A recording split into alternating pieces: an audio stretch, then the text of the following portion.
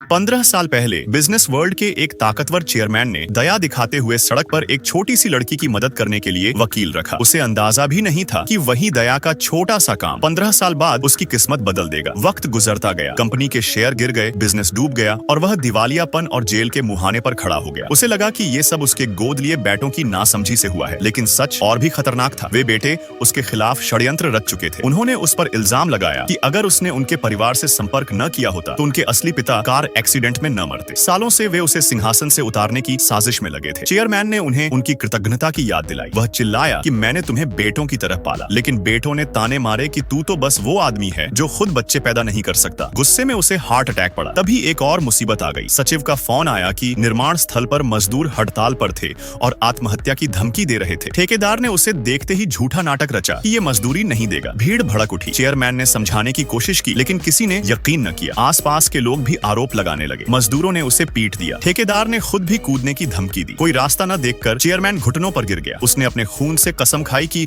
वह मजदूरी देगा। उसने आदेश दिया कि मेरी कार बेचो और पहले मजदूरों की मजदूरी दो। मजदूरों को उसकी पुरानी दयालुता याद आई और उन्होंने फिर से विश्वास किया, लेकिन ठेकेदार घबरा गया क्योंकि असल में वही बेटों का मोहरा था। उसने भीड़ को और भड़काया और चेयरमैन को बेहोश होने तक पिटवाया। किसी राहगीर की मदद से उसकी जान बची, लेकिन आराम का वक्त नहीं था। अदालत का मुकदमा शुरू होने वाला था और उसे तुरंत वकील चाहिए था। इधर उसके बेटों ने पहले ही खेल जीतने की चाल चल दी थी। उन्होंने लगातार 10 साल से अजेय रही क्वीन ऑफ लॉ को हायर किया, 20 मिलियन कैश और सैकड़ों मिलियन की हवेली देकर। उन्हें लगा कि अब बाप की हार तय है, लेकिन उन्हें क्या पता कि वही वकील वही छोटी लड़की थी जिसे उसने 15 साल पहले बचाया था। सच जानने के लिए उसने केस तुरंत स्वीकार कर लिया। चेयरमैन ने एक पुराने दोस्त से मदद मांगी, लेकिन उसने उसका मजाक उड़ाया और कहा पहले 2 लाख ला। जब चेयरमैन ने वादा किया तो उसने रूमाल जमीन पर फेंक दिया और कहा कि भिखारी को भिखारी की तरह रहना चाहिए। अपमानित होकर चेयरमैन उसके जूते साफ करने लगा। उसने याद दिलाया कि ये लॉ फर्म मेरी निवेश से बनी थी, लेकिन दोस्त आग बबूला हो गया, थप्पड़ मारा और बोला कि क्यों मैं हमेशा तुमसे कुछ अंक पीछे रहा, क्यों लड़कियां हमेशा तुम्हें देखती थीं। मैंने कसम खाई थी कि एक दिन तुम्हें पैरों तले कुचल दूंगा। आखिरकार चेयरमैन ने इज्जत निगल ली और सचमुच पायदान बनकर 20,000 लिए। जब वह घर लौटा तो देखा कि बेटे उसकी कंपनी और घर छीनने पर तुले थे। उससे जबरदस्ती दस्तखत करवाने की कोशिश कर रहे थे। तभी दरवाजा खुला और एक महिला अंदर आई। उसका चेहरा देखकर चेयरमैन हैरान रह गया। वह वही छोटी लड़की थी जिसे उसने 15 साल पहले बचाया था। उसने कहा कि आपने मुझे कभी भुलाया नहीं, अब मैं आपकी कंपनी बचाऊंगी। लेकिन बेटे हंसे और बोले कि ये रखेल है, विरासत का हिस्सा लेने आई है। उन्होंने उसे डराने की कोशिश की। वह मुस्कुराई और अपना वकील लाइसेंस दिखाया। बेटों ने सोचा कि ये नकली है और आग लगा दी। उन्हें अंदाजा भी न था कि यही उनकी बर्बादी की शुरुआत है। मुकदमे का दिन आया। बेटे पूरे विश्वास से कोर्ट पहुंचे।